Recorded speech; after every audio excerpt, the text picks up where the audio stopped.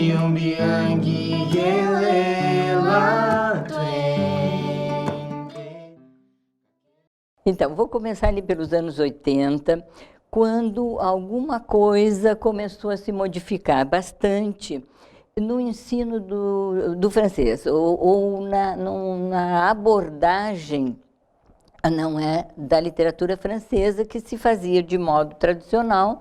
Nós escolhíamos, então, os autores, estava no programa, todos os autores da França hexagonal. Então, nos anos 80, eu encontrei Eurídice Figueiredo também, num congresso internacional de francês, de professores de francês, que se realizou no Rio de Janeiro. E nesse congresso apareceram autores, entre eles a pessoa que foi o grande iluminador do meu pensamento, que foi o Édouard Glissant, em pessoa.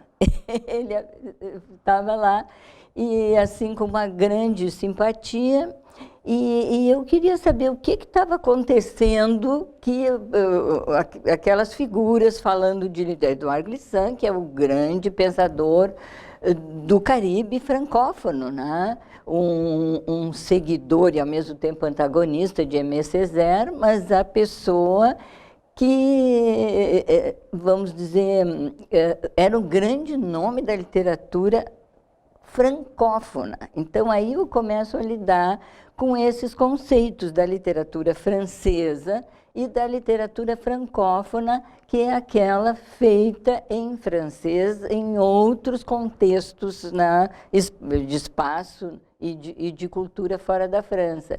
E, então, todos os livros desses escritores da região, então, do Caribe francês, que é a Martinique, a Guadeloupe, né, e o Haiti também, estavam ali, professores que vieram também da Universidade Laval, e que pensavam que nós tínhamos que diversificar e começar, na literatura francesa, a trabalhar com esse mundo que tinha muito mais a ver com a gente, porque era uma literatura produzida nas Américas, né? Com o passado cultural muito semelhante ao do Brasil, em regiões onde tinha havido escravidão.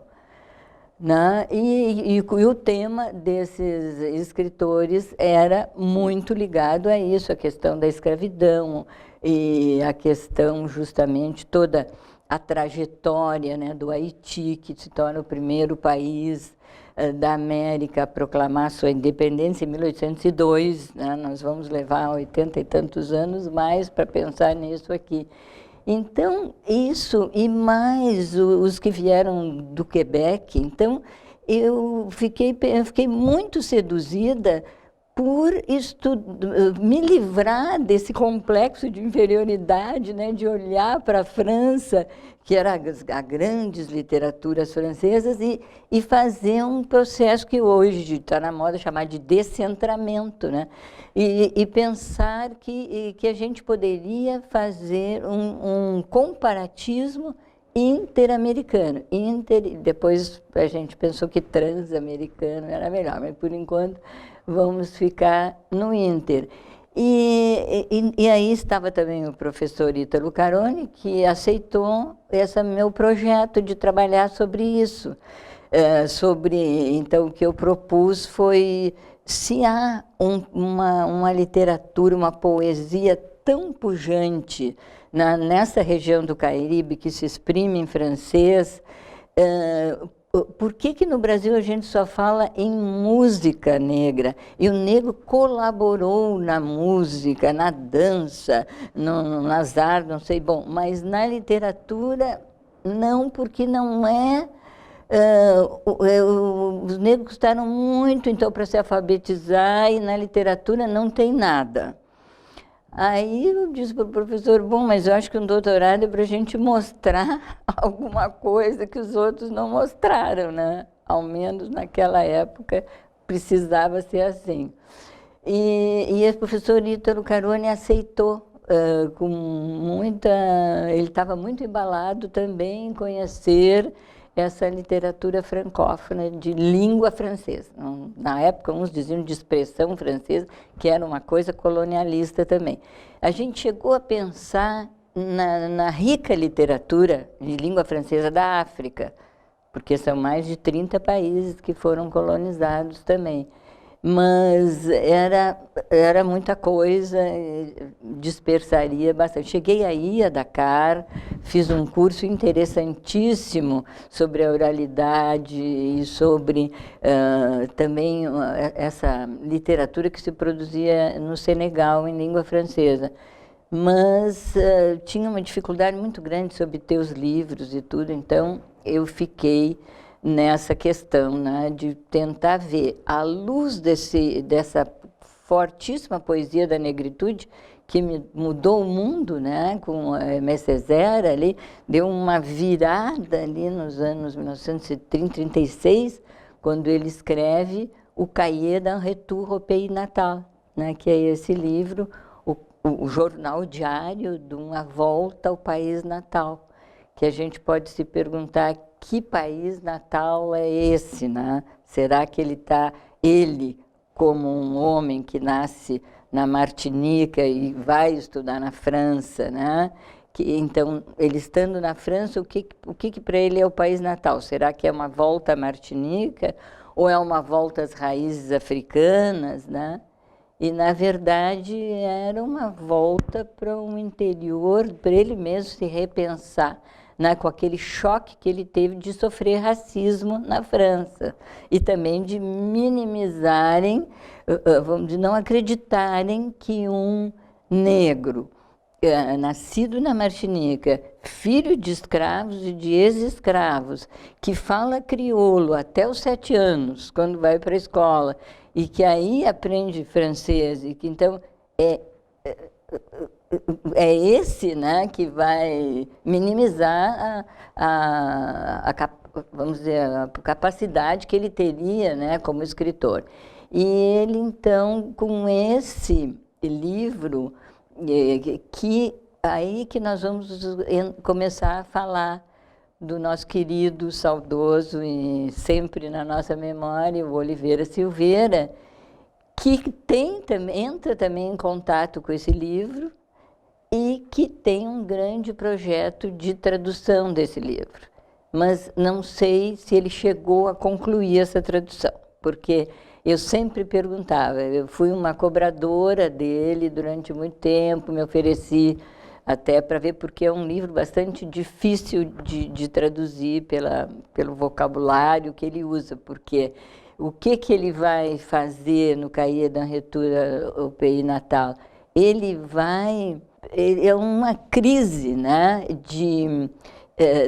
também dessa ligação com a França. Então, a poesia, quando o Aimé Césaire escreve esse livro, o que estavam escrevendo naquele contexto, até os anos 30, no Caribe? Escrevia-se um tipo de poesia que tentava imitar a França. Então, falando de árvores, de pinheiros, coisa que não tinha na Martinica, de neve que não tinha.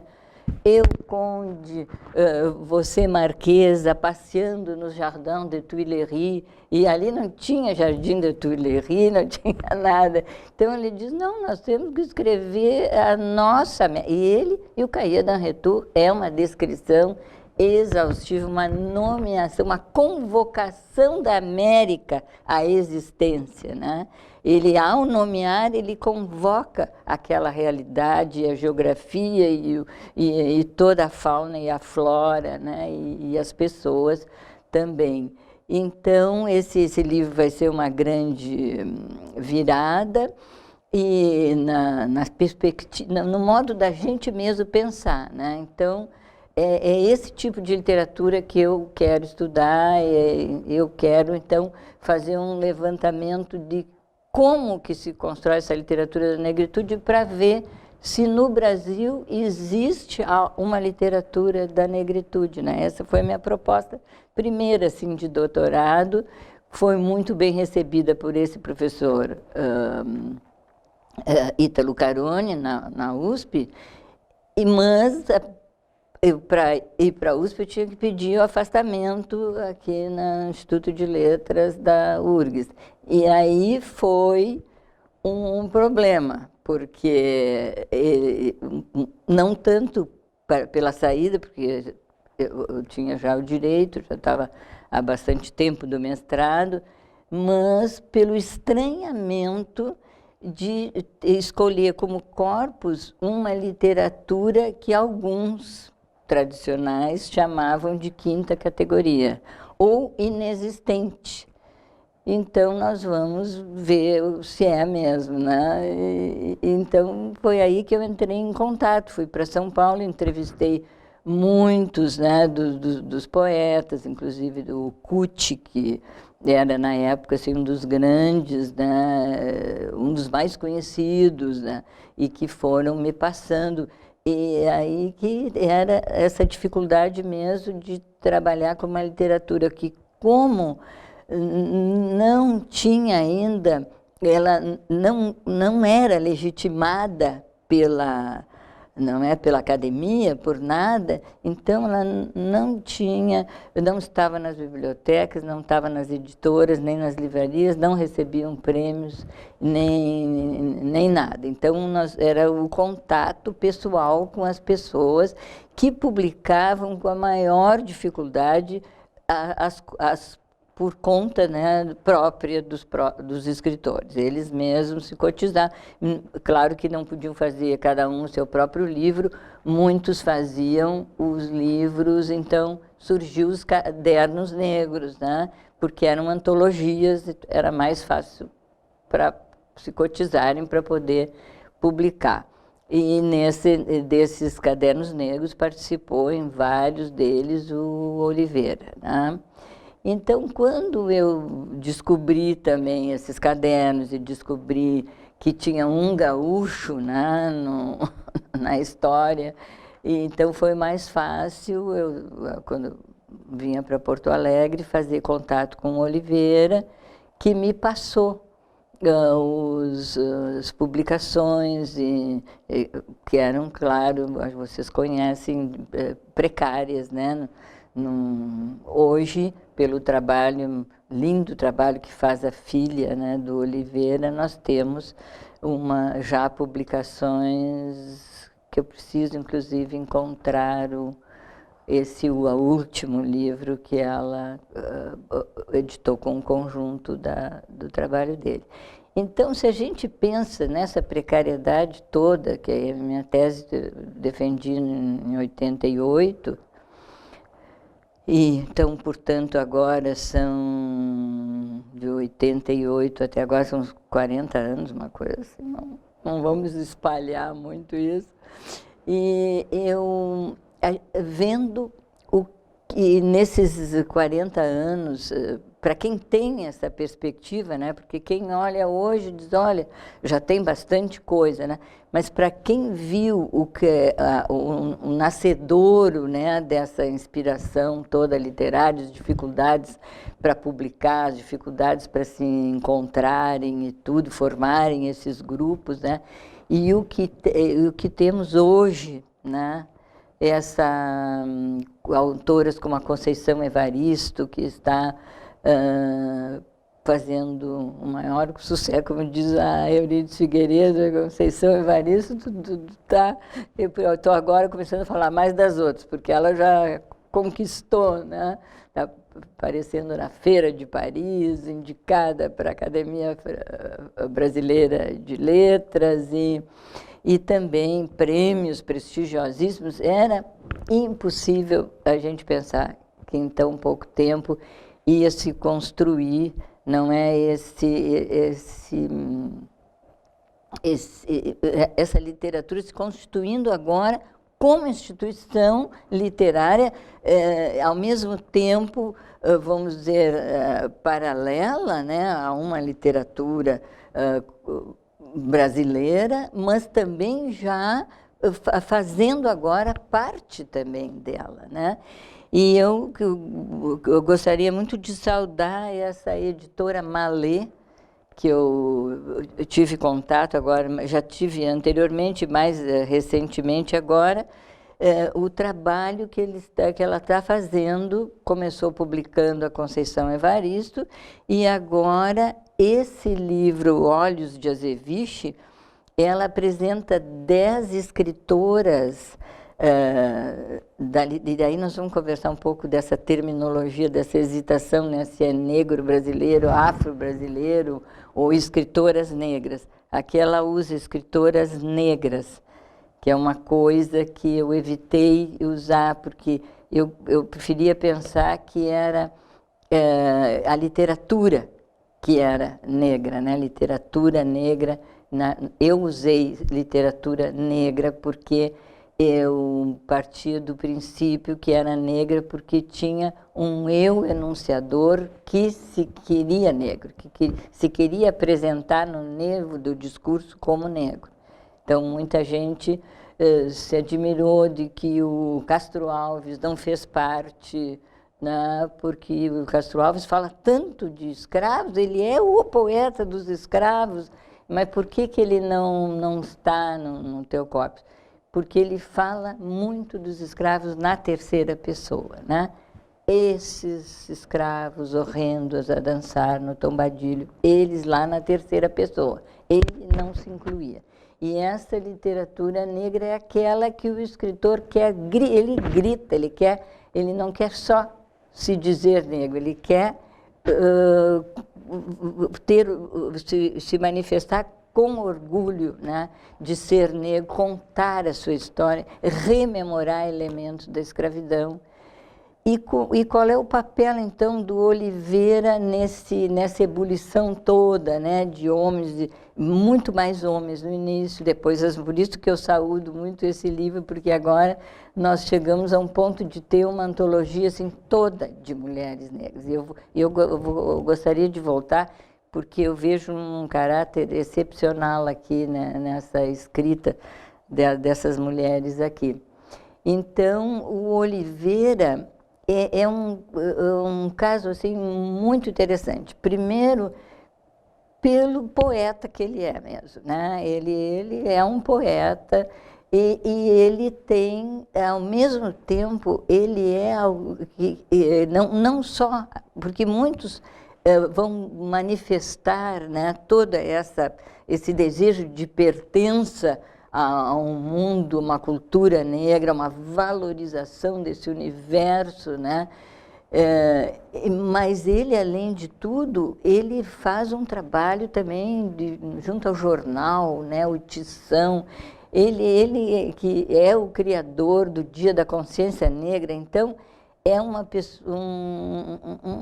pessoa de uma grande consciência de atuar não só no mundo da literatura, mas de atuar também na conscientização das pessoas e ainda no combate ao racismo, porque não dá para dizer que está tudo muito bom agora, porque tem muitos escritores e que está sendo reconhecida essa literatura, que até se cogita que já tem um negro na academia, que é o Domingos Provença Filho, que, como ele diz, eu sou mulato, da melhor mulataria, quer dizer que, então, o negro vai ser a Conceição mesmo, então, né?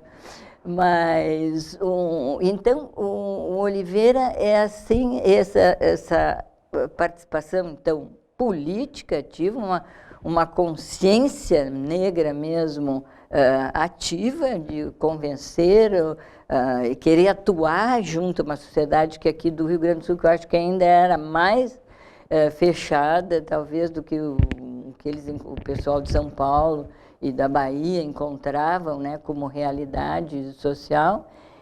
E ele tem uma especificidade assim, que é muito interessante, que é única, que é unir, né, esses elementos da cultura afro dos acontecimentos, né, ligados à escravidão no Rio Grande do Sul. Ele, então, em sua poesia, ele junta as duas coisas. Ele junta essa gauchidade, né, esse orgulho também de ser o orgulho de pertencer a uma cultura gaúcha que é muito peculiar, e unindo isso à questão da cultura afro, da memória do passado na afro. Então, eu penso que ele fez isso de uma maneira assim muito, muito produtiva, né? E com poemas de efeito belíssimo. Inclusive, ele faz aquelas trovas, né, de desafio, ele tenta trazer isso para o mundo negro, grandes personagens, mitos ligados ao negro. Então, ele faz as pessoas se lembrarem que o negro permeia toda a cultura do Rio Grande do Sul. Porque quando a gente pensa na cultura no tradicionalismo, na tradição do Rio Grande do Sul, nós pensamos muito nessa proximidade com o Pampa, na proximidade com a Argentina, em tudo que diz respeito ao campo, né, e ao gaúcho como monarca das coxilhas, depois que nós vamos pensar o gaúcho a pé, com o Ciro Martins, e ele vai trazer na sua poesia os mitos do Negrinho do Pastoreio, ele vai trazer o Negro Bonifácio, do Simões Lopes, né? Quer dizer, ele faz realmente um trabalho que é transcultural. Quer dizer, quando nós estamos no trans, né, que no inter nós temos uma cultura e temos outra e procuramos a síntese. Não é só isso que ele faz. No trans nós temos uma cultura, outra, e da fricção dessas duas culturas a produção de objetos culturais novos. E eu acho que é isto a grande, não digo contribuição, é um termo péssimo, é a grande dádiva, né? O que permeia a obra dele é esta criação de elementos culturais novos, quer dizer, como que nós vamos ver agora a cultura sul-riograndense, onde a cultura do negro tem uma presença tão grande, quer dizer, as pessoas não se lembravam disso ou não sabiam disso, parece muito simples agora, abrir e ver, mas é ele como negro que vai trazer isso, né? E agora, vou falar um pouquinho de uma coisa pessoal minha com ele, porque eu escrevi uma vez, ou mesmo falando com ele, de que haveria nesse processo todo de construção de uma identidade negra uma forma que seria de enraizamento, né, da busca de uma raiz única, e que eu, leitora também, não deixei nunca de lado também minhas leituras da cultura francesa, da literatura francesa, leitora de Deleuze e Guattari, entendi que o rizoma, as questões do rizoma, em termos identitários, né, enquanto nós temos a raiz única, que é uma raiz que vai matar as coisas que tem em volta. E no rizoma é uma raiz multiplicada que vai ao encontro, né, uma das outras, e que eu considero mais rico essa possibilidade de uma construção identitária rizomática, né? Quer dizer, o que uma Fesoli chama de enraizamento dinâmico. Quer dizer, eu não deixo de buscar as minhas raízes, mas sempre também com abertura para o outro na relação. E aí eu volto lá para o Édouard Glissant, que eu conheci nos anos 80, que é a poética da relação, né? La poétique du divers et de la relation, quer dizer, para ele, então, a aceitação do diverso, mas contemplando a relação com o outro no diverso, né? Sem excluir. E no Oliveira tem muitos momentos de uma poesia um pouco marcada por esse enraizamento de raiz única. E essa era uma discussão que a gente tinha. E que, na época, ele dizia, não, mas é assim que tem que ser, né? Hoje eu entendo que era assim que tinha que ser mesmo. Porque eu acho que tudo, as coisas vão andando, né? E num primeiro momento, ele fez esse trabalho, né, antropológico, de garimpar todos esses elementos, essa presença do negro no Rio Grande do Sul e como isso aqui pode se tornar matéria poética, né? E muitas vezes ele cortava um pouco a coisa. Tem uns que são danados, né? Branco não sei o quê. E eu acho que eu penso agora, passado esse tempo, como ele era um pioneiro, né? Era um momento de afirmação que tinha que passar por esse momento de que ele não estava ainda como o Édouard Glissant, que já tinha anos e anos de construção no Caribe, desde 1936 com o Aimé Césaire. Eles já estavam, o Édouard Glissant já estava no momento de criticar o Aimé Césaire, dizer, olha, se nós estamos nesse contexto de diversidade que é o Caribe, que tem negro, tem branco, tem gente do Oriente, de tudo que é procedência, nós temos que nos pensar como uma comunidade diversa e como nós podemos respeitar, não é, a identidade de cada um, guardando essa necessidade da relação. Eu tenho a impressão que Oliveira hoje, né,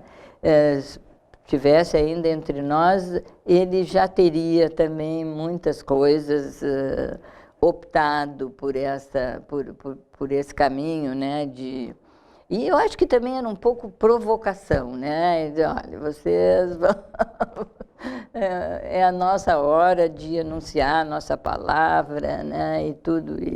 Então, mas sempre, quando a gente conversava, assim, em particular e tudo, muitas vezes eu fui na escola onde ele trabalhava para ver se ele estava de acordo. Eu fiz a minha primeira antologia, se ele estava de acordo que fosse aqueles poemas, né, e não outros.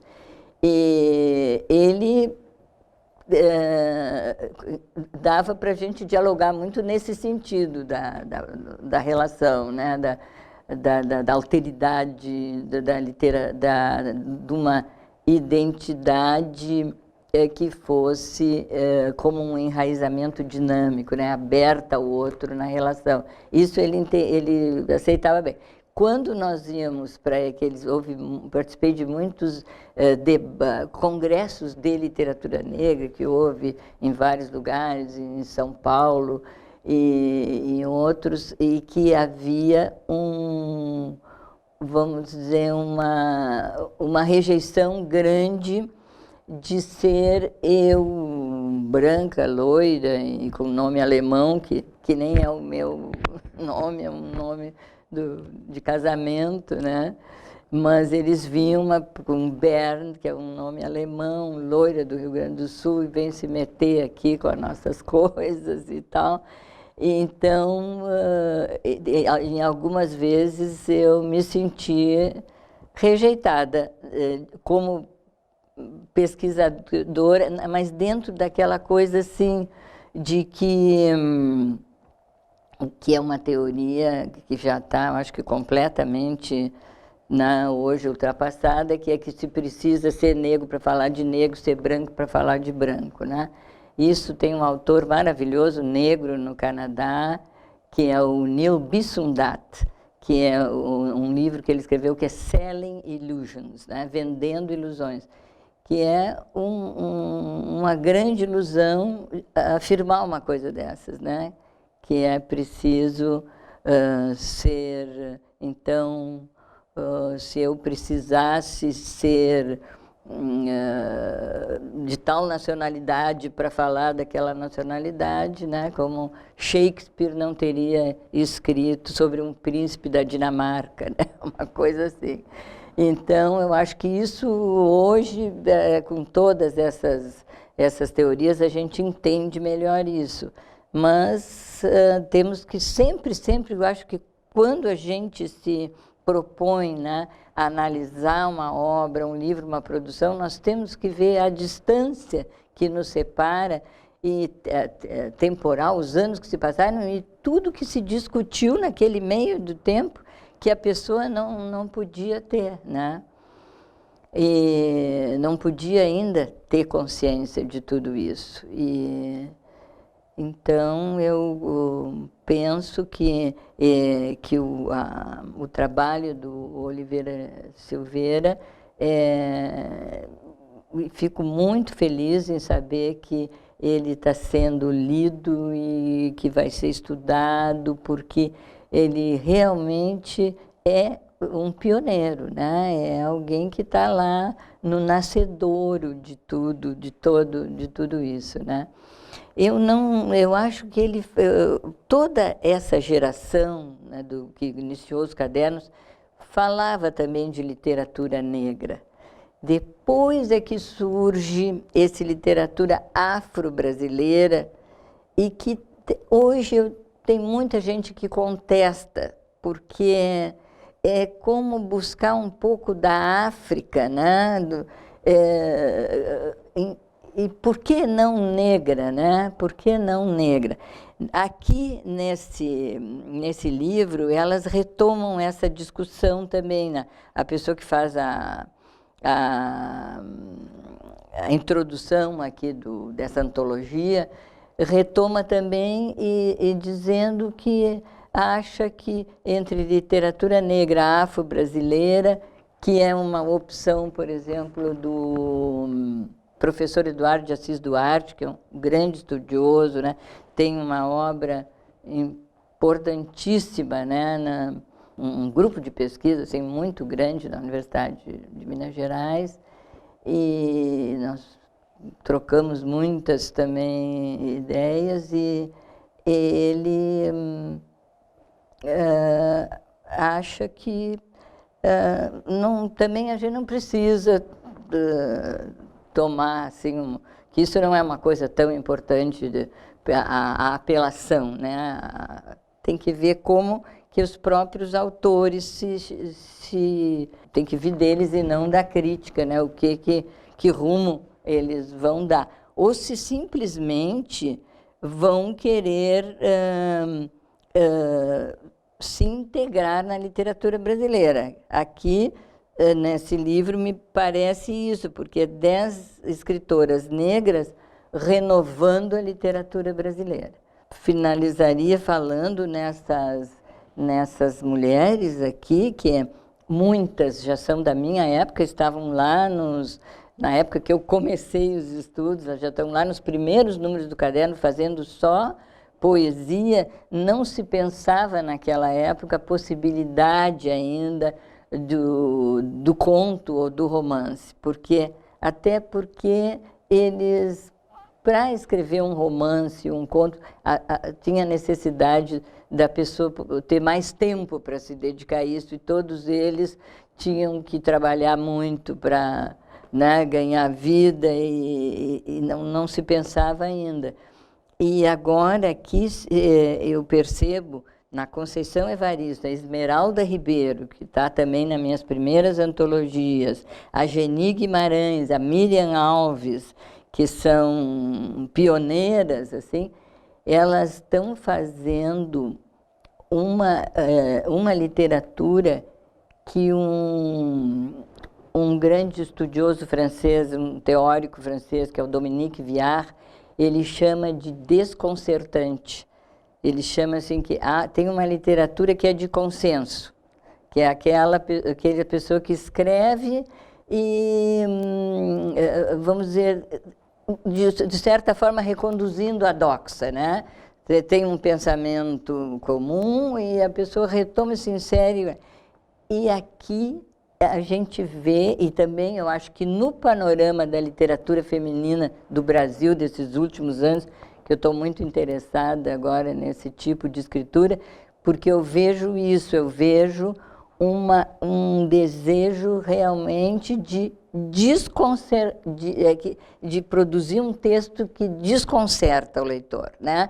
Um texto em que as coisas são ditas, quer dizer, não é aquilo que um leitor desavisado pensa que vai encontrar num livro de mulher, aquela literatura de eau de rose, né? De água de rosas, né?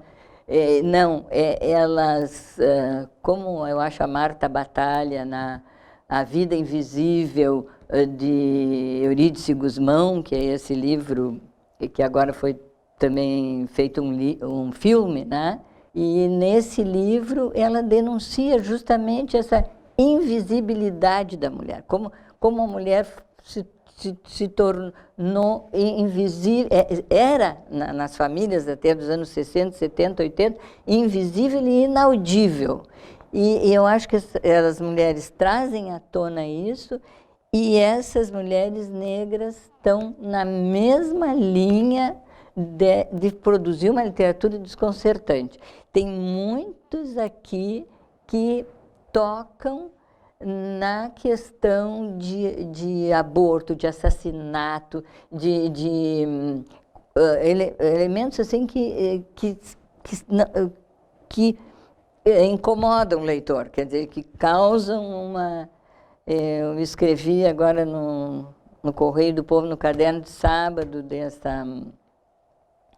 desse último sábado do Correio do Povo, sobre a Toni Morrison, né? Que faleceu agora dia 5, que era uma monumental escritora, né, negra, americana, primeira mulher negra a ganhar o Prêmio Nobel de Literatura, e comparo um pouco com a Maryse Condé, que é uma das minhas queridas autoras lá do Caribe francês, e que as duas fizeram romances, né? Maryse Condé falando das feiticeiras de Salem, Eu, Titubá, a feiticeira negra de Salem, e a Toni Morrison falam no Beloved, né? Nesse livro maravilhoso que é Amada, contam que essas escravas, a história das escravas que preferiram matar os seus filhos a verem, elas estavam em fuga com os filhos, na hora que são aprisionadas, elas preferem matar do que essas terem filhas sobre o regime, né, de escravidão. Então, acho que esse tipo de narrativa que conta, né, que vai fundo e que tem coisas assim no Oliveira também, naquela da Negra Fulô, né, a versão dele da Negra Fulô, e eu acho que é um caminho de desconcertar o leitor que é necessário ainda, e a literatura negra eu acho que está aderindo a este viés assim, literário de chocar o leitor, obrigar a gente a pensar como leitor, né?